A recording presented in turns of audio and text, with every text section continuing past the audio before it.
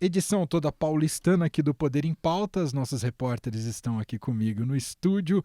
Cumprimentar inicialmente Pedro Venceslau, membro titular aqui do Poder em Pauta. Tudo bem, Pedro? Como vai? Tudo bem, Manuel? Saudações a todos. E agora temos para essa temporada 2023 também mais presente aqui nos nossos debates para discutir os rumos da política, do governo e a relação entre poderes. Ela vai estar mais próximo da gente aqui da produção do podcast, a Beatriz Bula, repórter de política do Estadão, está aqui com a gente. Tudo bem, Bia? Seja muito bem-vinda. Muito obrigada, Emanuel, e oi, Pedro. É isso. Ela fala um oi pro Pedro, é um oi protocolar, porque eles estão juntos o tempo inteiro na redação, né, Bia? Descemos juntos aqui para o estúdio. Estamos lado a lado hoje aqui presencialmente. Muito bem. Bom, nosso primeiro assunto, evidentemente, traz análises e desdobramentos em relação à tragédia do último fim de semana em São Paulo, das fortes chuvas que caíram no litoral norte, causou um cenário de guerra, de destruição, de mortes e de muitos problemas associados a isso. Problemas que, claro, vão bater na porta da política, da classe política, de quanto pensaram nas pessoas mais marginalizadas, com menos condições, e tudo isso está na mesa agora, além do socorro às próprias vítimas, né, desse momento mais emergencial, o quanto o país é capaz de dar respostas e respostas a longo prazo. Um pouco a gente vai tratar disso nesse bloco inicial. E primeiro, puxar com você aqui, Pedro, falando em política, uma mudança que já se observou de imediato, desde que a crise se instalou, né, desde que o problema foi exposto, uma união necessária, mas que não era comum no último governo, entre governo federal e governo estadual, mesmo que sejam adversários políticos e de frentes ideológicas muito diferentes. Me refiro ao presidente Lula e o governador de São Paulo, Tarcísio de Freitas, que pelo menos diante de todos têm demonstrado que estão jogando juntos, aparentemente, Pedro, mas queria te ouvir mais sobre isso. Pois é, foram 4 anos de governo Bolsonaro em guerra com o governo de São Paulo, com o governador João Dória. Eles romperam logo no início da gestão João Dória.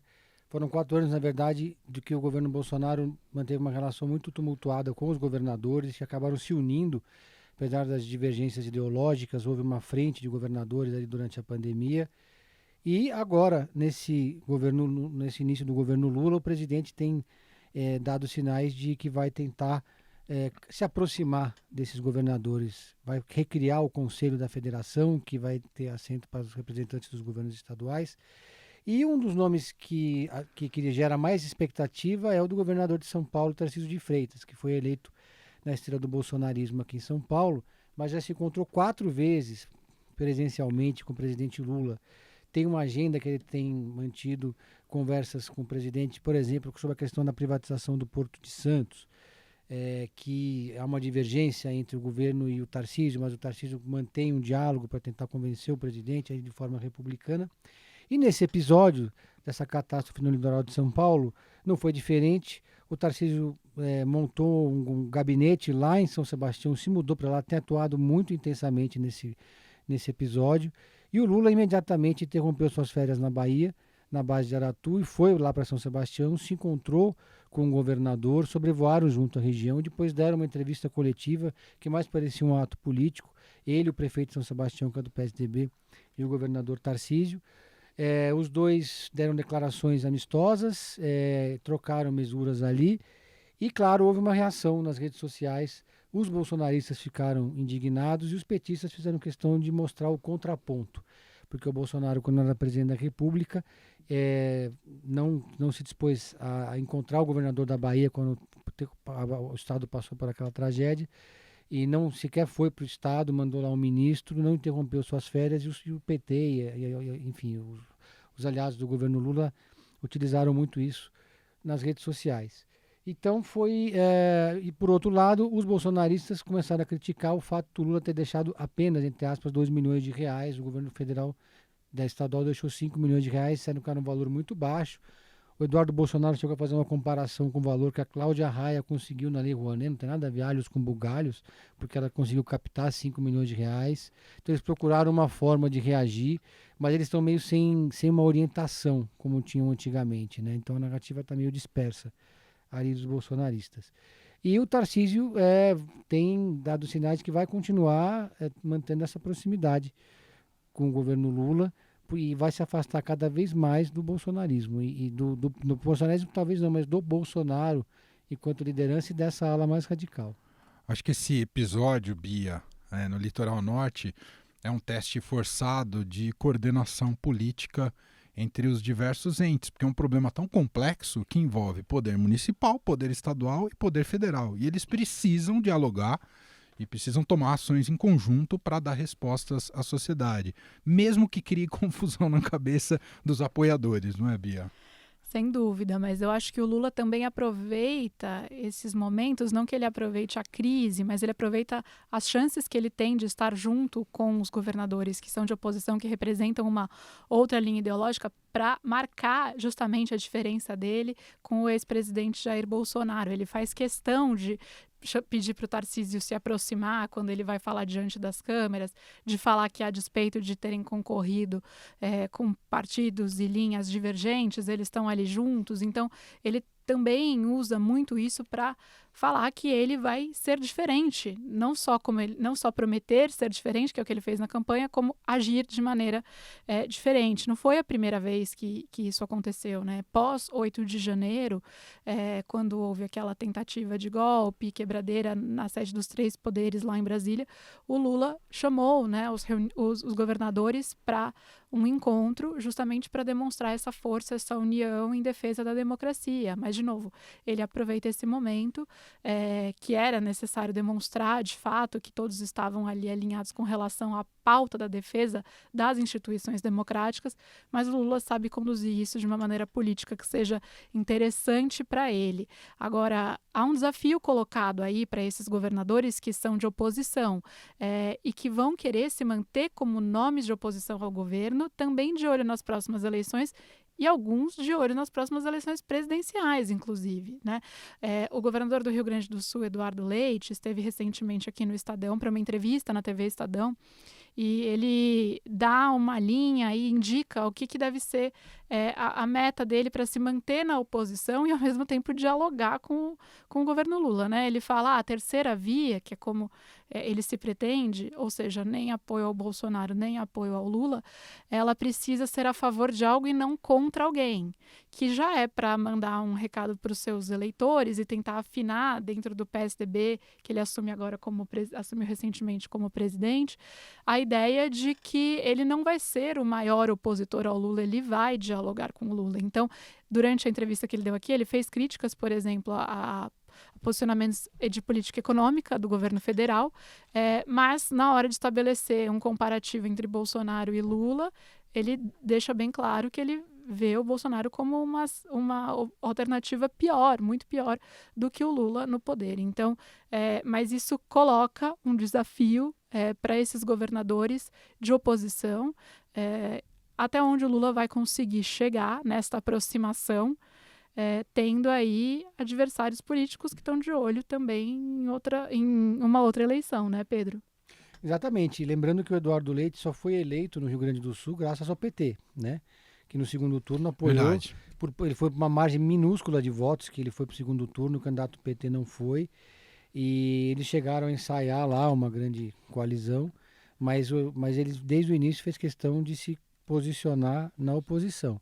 Mas agora, depois do 8 de janeiro, quando todos os governadores marcharam juntos em defesa da democracia, quando houve todo aquele ato que acabou favorecendo politicamente essa narrativa do Lula, houve uma sinergia maior entre os governadores, né? E o Lula está capitalizando isso muito bem. Bia, quero te ouvir um pouco mais sobre um dos méritos aí da questão em si, da tragédia, né? Que a gente falava aqui que, claro, tem a ação emergencial, houve um evento climático extremo, choveu demais, né? Uma chuva histórica, diante de todas as estatísticas já levantadas sobre isso. Agora, claro, isso puxa um fio aí da maneira como os governos lidaram com esse tipo de tragédia ao longo do tempo e o quanto eles investiram para prevenir situações como essa. E o que a gente observa, isso para além da questão de como as moradias foram sendo colocadas nessas regiões aqui em São Paulo, que é outro tema também importante. Mas quando a gente for puxar essa questão orçamentária, se percebe que longe de ter tido qualquer prioridade nos últimos anos a verba para prevenção de desastres no governo federal, não é, Bia? É isso, Emanuel. Nos últimos 10 anos, esse orçamento ele vem caindo. E chegou no menor nível da série histórica já registrada. Então, nos últimos 14 anos, são dados que foram levantados pela ONG Contas Abertas. Para a gente ter uma noção, em 2013, o orçamento federal para prevenção e recuperação de desastres era de 11,5 bilhões em valores já corrigidos pela inflação. Esse ano, a gente está falando de 1,2 bilhão. Como você disse, a gente está falando de um evento climático extremo. Eu acho que há muitos especialistas já indicando isso sobre o que aconteceu lá no litoral, mas também sabemos que os eventos climáticos extremos eles ficam mais frequentes no contexto de mudanças climáticas. E isso vai fazer a gente entrar obrigatoriamente aí numa das agendas que é a agenda do novo governo. Sim. O governo Lula foi eleito também com a plataforma de passar a tratar as questões climáticas com uma seriedade que não era dada pelo governo Bolsonaro. Pelo contrário, havia uma rejeição dentro do governo Bolsonaro à ideia de que havia mudanças climáticas em razão do comportamento do homem, etc. Então, agora, são momentos em que a gente está vendo solidariedade por parte do governo federal, até promessa de medidas, de verba, etc. E eu acho que um dos sinais que a gente vai ver sobre o real empenho é o quanto essa recomposição do orçamento para a prevenção de desastres vai ser feita. Há um outro dado que eu acho que é importante, saiu recentemente. A Prefeitura de São Sebastião acumulou nos últimos 3 anos condenações judiciais para que ela regularizasse e reduzisse os riscos das áreas ocupadas perto das encostas da Serra do Mar. Então, eu acho que são 2 frentes para mostrar a seriedade de agentes públicos que a gente espera ver a partir de agora. Deveria ser a partir de desde muito tempo atrás, mas enfim, que é tanto em termos de responsabilização de agentes que deveriam ter agido diferente para evitar essa tragédia, e que isso passe um sinal claro também para os outros municípios e estados, etc., como em termos de recomposição dessas verbas. Hoje, nesta quinta-feira, enquanto a gente grava aqui o podcast, a ministra do Meio Ambiente, Marina Silva, chegou a defender a criação de um estado de emergência permanente nas regiões que estão sob risco. A ver também se o governo federal... Se fala em 4 milhões de pessoas, né, que estariam no Brasil em situação de risco. Né? São, pelo que eu vi, mais ou menos um pouco mais de 1.000 cidades, né? Esse número aí é do Centro Nacional de Monitoramento e Alerta de Desastres Naturais. Então, a Marina sobrevoou áreas que foram afetadas nesta semana, ao lado do governador Tarcísio, também, mais uma vez, aí mostrando que o governador está, sim, fazendo uma parceria com o governo federal, quando necessário, e falou nesse tema hoje. Então, tudo indica que vem algo, sim, por aí, por parte do governo federal, para mostrar uma nova abordagem, já que é um governo que prometeu que vai ter uma nova abordagem com relação a eventos climáticos. Perfeito. Só um aspecto que eu acho que é importante. Tanto São Sebastião quanto Ilhabela, que foram muito afetadas, são cidades que recebem royalties do petróleo. Então eles estão... Bastante dinheiro, né, Pedro? Eles viram uma briga na justiça pela mudança no mapeamento, para ver quem recebe mais, quem recebe menos. O fato é que eles estão com muito dinheiro em caixa. E esse dinheiro nunca foi usado da forma correta e nunca foi aplicado para evitar tragédia. Tudo bem que foi um evento climático excepcional, mas São Sebastião e Ilhabela, não se sabe como eles estão usando esse dinheiro, né? E esse dinheiro está lá. Então eles ficam pegando 2 milhões do governo federal, mais 5 milhões do governo estadual, fazendo vaquinhas do Brasil inteiro para arrecadar dinheiro, sendo que eles têm dinheiro em caixa. É importante, Pedro, dizer isso, porque claro que muitos políticos aparecem agora dando entrevistas, claro que precisam se posicionar, porque sabem a importância, né, de se mostrarem solidários e sensíveis à situação, mas é preciso olhar para o passado dessas administrações, das administrações estaduais, federais e municipais, especialmente. Só um dado porque aqui, é uma forte especulação imobiliária, né?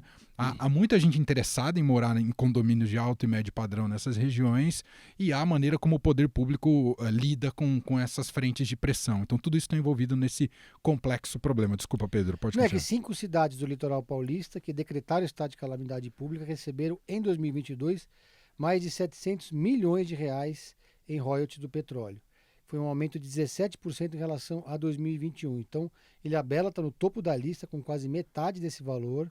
Depois vem São Sebastião, Caraguatatuba, Bertioga e Ubatuba, né? Mas esse orçamento reforçado não impediu que a cidade sofresse ali sérios danos com a chuva. Eu acho que o que a gente precisa observar a partir de agora, não só a solução mais emergencial, mas a longo prazo, o que será feito, né, e com essa relação interfederativa. Bom, a gente tem outros assuntos importantes para tratar hoje aqui no Poder em Pauta. Estou com a Beatriz Bulla e Pedro Venceslau. Vamos entrar na questão, vamos mais para Brasília agora, e a relação do presidente Lula com o Congresso Nacional. Impressionante como esse 1 mês e meio de governo, podemos dizer assim, o Lula já teve que lidar com focos de crise muito agudos, né? Primeiro o 8 de janeiro, depois a questão indígena e agora esses temporais no litoral norte de São Paulo. Mas no campo político ele tem batalhas importantes na construção da sua governabilidade. Queria que você começasse falando um pouco sobre isso para a gente. Pedro. O presidente Lula tem uma dificuldade grande de governabilidade no Congresso Nacional, porque em 2022, no primeiro turno, o Brasil elegeu um Congresso de direita. Então, o governo abriu mão de qualquer projeto mais ambicioso de emplacar o presidente da casa, fez um acordo com Arthur Lira, o PT conseguiu ocupar alguns espaços de poder que não ocupava na legislatura anterior, mesmo não sendo maioria, quer dizer, como a CCJ, por exemplo. Mas para o governo Lula o que interessa é que os partidos do centro e do centrão se aglutinem em blocos parlamentares, porque fusão propriamente dita é algo que não dá mais para fazer. Pela legislação, o partido, por exemplo, PP e União Brasil, muita gente fala dessa fusão desses dois partidos. Mas olhando bem a legislação, um partido só pode se fundir com o outro se ele tiver 5 anos de registro no TSE e a União Brasil não tem. Então a saída seria montar um bloco. Então sobrou o PL. O PL é o único partido que se intitula efetivamente de oposição hoje no Congresso Nacional, apesar de uma parte do PL já avisar que vai apoiar o governo Lula em determinadas votações. O questionamento central que tem hoje, por exemplo, no PT é sobre a União Brasil. A União Brasil ocupa 3 ministérios que foram indicados pelo apadrinhamento ali do Davi Alcolumbre numa conversa direta com o Luciano Bivar, mas faltou combinar com a bancada. A bancada do União Brasil hoje é um partido que é dividido em duas ilhas. De um lado você tem o PSL, que é um partido fisiológico, que serviu de ônibus para o Bolsonaro em 2018 se eleger presidente da República, e do outro você tem o DEM, que é o antigo PFL, que é um partido com perfil mais ideológico, mais de centro-direita, e que fez oposição sistemática a todos os governos do PT e nunca negociou, nunca entrou nesse tipo de negociação. Quando o Luciano Bivar e o Davi Alcolumbre negociam os cargos com o governo Lula, sem combinar com a bancada, isso gera uma reação e a bancada avisa que não vai entregar, ou seja, não vai votar com o governo. E aí isso daí também compromete a governabilidade do presidente, que estava fazendo... Como é que você entrega 3 ministérios e não recebe nada em troca? Então o próprio PT, a presidente do PT, Gleisi Hoffmann, deu várias declarações cobrando esses espaços que o União Brasil ocupa. Além do mais, são 3 ministérios problemáticos. 2 ministérios desses 3 são problemáticos. Uma ministra fez campanha ao lado de milicianos e o outro ministro, que é o Juscelino, usou o orçamento secreto para se beneficiar. Então, são ministros que estão causando desgaste para o governo, não estão entregando votação, não estão apoiando efetivamente o governo do Congresso Nacional, e as principais lideranças do União Brasil estão criticando também o tempo todo o governo Lula. E, em paralelo, o PP, que é um partido que foi da base do Jair Bolsonaro, fez campanha, o partido do Arthur Lira, agora está falando em fazer esse bloco junto com a União Brasil para tentar trazer, de fato, esse bloco para a base governista do Lula. E o Lula precisa disso, né, mais do que nunca, para conseguir ter alguma tranquilidade e aprovar a sua agenda no Congresso Nacional. Bia, até aqui, estava me lembrando de pontos importantes de negociação com o Congresso e o novo governo. A gente tem a passagem ali da PEC da transição, tudo bem que era um outro Congresso, mas o governo foi bem sucedido nessa trajetória, e recentemente as eleições na Câmara e no Senado, especialmente a eleição no Senado, que acho que passou um recado importante de fortalecimento de força desse novo governo. Por que é importante essa governabilidade? O que tem de pauta logo de cara para esse governo que é de interesse crucial? Na Câmara não foi tanto um desafio a eleição da Câmara, porque governo e oposição estavam do mesmo lado, praticamente, né? Do lado da reeleição do Arthur Lira. No Senado, a gente viu realmente a força do governo, que na hora ali que tudo parecia que ia desandar, começou a entrar em ação, o Planalto, para minar qualquer chance de vitória do Rogério Marinho, que era o candidato de oposição ao Rodrigo Pacheco. De fato, houve uma vitória do Pacheco, mas foi uma vitória com 49 votos de 81 no Senado. É exatamente o número que o governo precisa para aprovar uma PEC, uma proposta de emenda à Constituição. Isso significa que ele tem uma base muito frágil. Quando a gente está falando em base variável, ou seja, que pode contemplar dissidências do próprio partido, posições diferentes sobre um determinado tema que seja mais sensível, a gente está falando talvez ali de 42 votos, mais ou menos, no Senado, que é também praticamente cravado ali para aprovar um projeto comum. Então, significa que não tem folga para o governo no Senado. Tudo que for passar ali pelo Senado vai exigir negociação, vai exigir saliva. E não só saliva, como também espaço, cargos, essas coisas que a gente sabe que entra no meio da discussão. E alguns testes de governabilidade muito importantes para o governo estão por vir agora numa agenda mais imediata.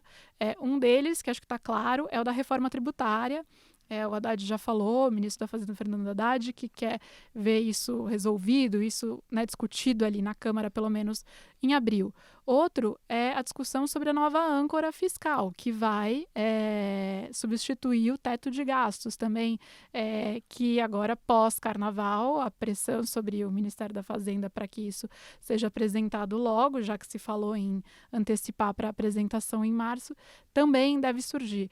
E há outras coisas também, que aí são menos, digamos assim, sensíveis desse ponto de vista de votação, mas ainda vão depender, sim, de uma boa vontade dentro do Senado. Por exemplo, a aprovação de um novo nome para o Supremo Tribunal Federal, tendo em vista que o primeiro-ministro a se aposentar neste ano será o ministro Ricardo Lewandowski, que sai da corte em maio. Já deu sinais que pode sair aí em abril, que ele deve sair um pouco antes do café esfriar. Então, tudo isso está colocado na mesa e colocado na mesa de uma maneira muito imediata. Uhum. E no caso do Supremo em especial, é pauta da oposição no Senado? Eu diria que é pauta prioritária, né? Continuar tendo o STF como foco de tensão, não é, Bia? Basta lembrar que na eleição o Bolsonaro chegou a falar uma vez que mais importante do que ganhar era o STF. Então, há sim uma agenda importante no Supremo Tribunal Federal, embora a saída do Lewandowski ela não tenda a mudar muito o jogo e o perfil das votações no Supremo, porque o Lewandowski ele tem um perfil que a gente chama de garantista, né, no campo penal, ou seja, menos punitivista. O Lula tem procurado um nome com esse perfil, ou seja, substituir o Lewandowski é manter a coisa como ela está. Do ponto de vista econômico, de agenda econômica também, o Lewandowski tem um posicionamento mais parecido com o perfil que o governo Lula busca. Então, se o governo Lula for bem sucedido em trocar o Lewandowski por um novo Lewandowski, eu diria assim, não deve mudar muita coisa. As atenções passam a ser maiores para a segunda vaga que vai ser aberta, que é a vaga da Rosa Weber em outubro. Mas é claro, é a primeira indicação que o Lula vai mandar, o Senado e a oposição vão provavelmente fazer aí, dar dor de cabeça para o candidato, especialmente se for um candidato como o Cristiano Zanin, que é advogado pessoal do presidente Lula. Mas se eu não me engano, acho que... Já pensou nesse roteiro, Pedro? Zanin, ministro do Supremo Tribunal Federal, com Moro, senador. Pois é. Agora, se eu não me engano, acho que teve uma vez na República Velha apenas que o Senado rejeitou uma indicação do presidente da República para o STF. Então, geralmente é mais salamaleque, né, Bia? Quer dizer, o Senado tem, por tradição, mesmo sendo um Senado mais hostil ao governo federal, aprovar a indicação. O Bolsonaro conseguiu emplacar o seu ministro lá e sem maiores problemas, e acho que vai conseguir emplacar. Agora, o que não impede que o Zanin passe por algum tipo de constrangimento, né? Nessa sessão. Quer dizer, pode não ser fácil, mas... E um desgaste também de timing, né? O André Mendonça ficou esperando para ser sabatinado, para ter o nome aprovado. Se eu não me engano, foi um tempo recorde aí de espera, que ele levou um chá de cadeira, porque ele era associado ao Bolsonaro. Então, há um desgaste para o governo também, sem essa dúvida. discussão sobre o Supremo. Eu conversei uma vez sobre esse tema com o Rubens Gleiser, que acompanha muito o Supremo Tribunal Federal. Ele fala que a diferença do Brasil e dos Estados Unidos, que a Bia acompanhou muito bem, ela falou que no Brasil a sabatina dos novos ministros do Supremo Tribunal, elas ocorrem antes e nos bastidores. A verdadeira sabatina é aquela que o público não vê, que é o beijamão em cada gabinete, essa negociação que ocorre com os políticos. Essa é a verdadeira sabatina. Aquela outra é pro forma, né? Aquela que ali da sessão do Senado Federal. A aprovação se dá antes. Quando vai pro dia lá para a sessão do Senado, já está aprovado. De fato, a coisa acontece nos bastidores, para valer. Os críticos dizem que a escolha é muito ousada do Zanin, porque ele é o advogado pessoal do Lula.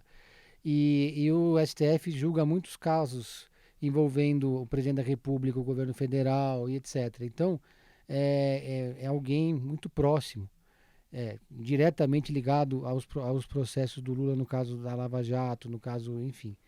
E isso poderia ser um fator de dificuldade, né? Ou pelo menos de questionamento, e no mínimo criar uma saia justa. O Lula poderia indicar alguém que fosse da sua área de influência, mas não tão próximo, porque lá na frente pode estar algum conflito de interesse, porque um ministro do STF que não pode julgar os casos do presidente que era o seu cliente até outro dia é um meio-ministro, né? Verdade. Bom, eu quero só últimos 2 temas para colocar aqui no nosso Poder em Pauta. Primeiro, puxar aqui com a Bia uma pauta internacional.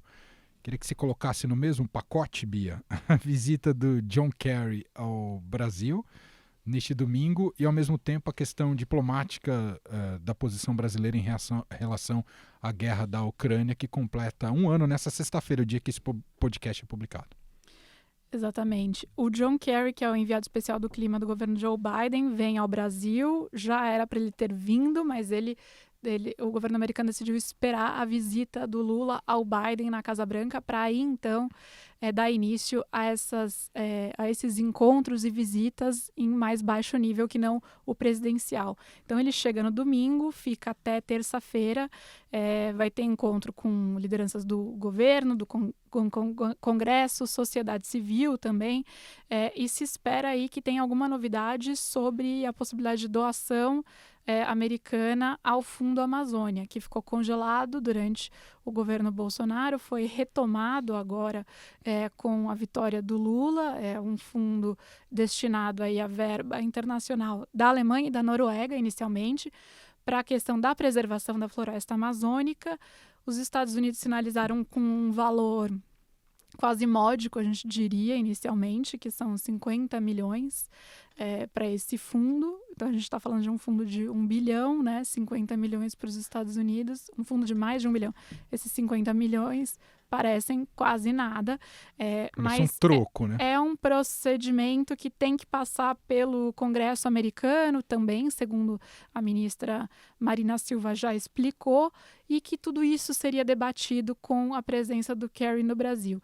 Mas é um sinal muito forte. Durante o governo Bolsonaro, o governo Biden chegou a congelar as conversas com o time do Ministério do Meio Ambiente, enquanto ele ainda estava sob a gestão do Ricardo Salles. Depois retomou, mas de uma maneira muito protocolar. Nunca houve esse encontro, né? Esse encontro do Kerry com algum ministro de Meio Ambiente no Brasil. Os encontros sempre tinham sido nos Estados Unidos ou na Europa, por outros motivos. Então, é um sinal dessa mudança de posicionamento do governo, mudança da forma também como outros países veem o Brasil agora. E para colocar junto nesse mesmo balaio com a Ucrânia, né, a guerra completa 1 ano, você falou, foi na madrugada do dia 24 de fevereiro que houve a invasão do ano passado, e o Lula tem trabalhado para se colocar como um mediador, possível mediador de um acordo de paz. É uma proposta ambiciosa, bastante ambiciosa. Ele vem sendo muito criticado também por pessoas que veem uma certa ingenuidade nisso. Dizem que é pouco realista, né? Ele tenta trazer a ideia de um clube da paz, que seria um grupo de contato de países que não estão envolvidos com envio de munição para a Ucrânia e que poderiam, então, ter uma posição menos parcial. Há muita resistência por parte dos países que estão mais próximos e mais diretamente envolvidos nisso. inclusive ali na Europa, com relação a isso. Mas, de fato, há algumas conquistas que foram conseguidas pelo Lula nos últimos dias. Então, nessa quinta-feira, o governo russo chegou a dizer que estava avaliando essa proposta de paz do Brasil. Enquanto a gente está gravando aqui esse podcast, a ONU está discutindo uma resolução na Assembleia Geral da ONU, e há sinais de que os ucranianos topariam uma das sugestões do Brasil aí para incluir uma conclamação à cessação de hostilidades. São passos diplomáticos, não tem nenhum sinal concreto de que isso vai produzir algum efeito de fato, mas o Lula está tentando reivindicar para ele essa posição e usar este tema também para se colocar como um agente internacional, assim como o tema do meio ambiente. Ele está para conversar com o presidente da Ucrânia, Volodymyr Zelensky. Durante o último final de semana, o Mauro Vieira, chanceler, se reuniu com o chanceler ucraniano na Alemanha, falaram sobre essa ligação, para essa ligação ocorrer, mas ainda não tem data marcada. E para fechar com você, Pedro Venceslau, voltando à nossa política de Brasília e de mudanças de vento e de vocação, o que está acontecendo com o Novo, Pedro? Me conta. Hábitos velhos no Partido Novo? Pois é, o Partido Novo teve sempre como seu grande diferencial, porta-bandeiras do partido, o fato deles não usarem dinheiro público, recursos do fundo partidário. E em 2018 eles elegeram 8 deputados federais, e como eles não podiam simplesmente devolver, não é que eles não podiam, se eles simplesmente devolvessem o dinheiro para o TSE, esse dinheiro seria redistribuído entre os partidos, ou seja, daria na mesma. O que eles fizeram?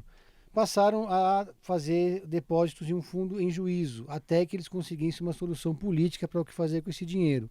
E esse dinheiro ficou lá rendendo e chegou na casa dos 100 milhões de reais. Está num fundo, ninguém sabe onde está, se é na XP, se é em algum banco, etc. Mas o fato é que esse dinheiro está lá. Aí o Novo chegou na eleição de 2022, foi um fiasco. Elegeu apenas 3 deputados federais, não atingiu a cláusula de barreira, perdeu o direito de ter cargos no Congresso, na mesa diretora, ou cargos de liderança, qualquer tipo de coisa do gênero. Perdeu também o direito à propaganda partidária e perdeu o direito ao acesso ao fundo partidário. E aí o Novo decidiu dar uma guinada e agora vai fazer uma convenção no dia 28 de fevereiro e nessa convenção vai aprovar uma resolução em que autoriza a utilizar recursos públicos. Só que eles estão dizendo que não é bem o fundo, é o rendimento do fundo. Está na mesma, né? Eles também decidiram agora que vão remunerar os dirigentes. Então, os dirigentes que eram voluntários agora vão passar a ganhar um salário. Como o Novo, na sua governança, decidiu que os parlamentares e os seus quadros com cargos eletivos não fazem parte da executiva, então não adianta os deputados, os seus prefeitos, os seus vereadores reclamarem, porque quem decide é a direção do partido. Então, os deputados estão muito incomodados, quem tem mandato está muito incomodado, porque perdeu o seu charme, digamos assim, né? O partido deixou de ser um partido diferente. Nasceu velho, é isso que você quer dizer. E agora vai ser um gente. partido como outro qualquer, como diria o Lula, né? Um consórcio de... Como é que é a expressão que ele usou? Que o Lula chegou a dizer que o PT é o único partido do Brasil, os outros são uma cooperativa de deputados. Então, o Novo agora se encaixa nessa categoria de cooperativa de deputados. Bom, apêndice final aqui trazido pela Beatriz Bula, mas é uma agenda importante, o Haddad se preparando para o G20, né, Bia? Haddad viajou com o Roberto Campos Neto, presidente do Banco Central, para a Índia, onde eles participam do encontro de ministros de finanças e governadores de bancos centrais do G20. Isso prepara o terreno para o Brasil assumir a presidência do G20 no ano que vem. Mas tem também um outro componente, que é de Haddad e Campos Neto, claro, trabalhando juntos. Vão ter tempo para conversar. Muito tempo para conversar nessa viagem. E de olho numa informação aí para a semana que vem. Acaba o mandato de 2 diretores do Banco Central, incluindo o diretor de política monetária. Está todo mundo de olho no que o governo vai fazer com essas vagas. Então, certamente também Campos Neto e Haddad devem bater um papo sobre esse assunto. Papos muito decisórios. Papo reto. Papo reto, muito bem. Gente, assim a gente fecha essa edição de São Paulo aqui do Poder em Pauta. Na semana que vem, a Conexão São Paulo-Brasília. Quero agradecer aqui aos nossos repórteres, primeiramente Beatriz Bula, foi muito legal, Bia. A gente se vê daqui 15 dias, certo? Combinado, foi muito legal, obrigada. E o Pedro Venceslau, que volta na semana que vem com o Felipe Frazão. Obrigado, Pedro. Até Valeu, semana que Bia. vem. Valeu, Manuel. Até mais. Até.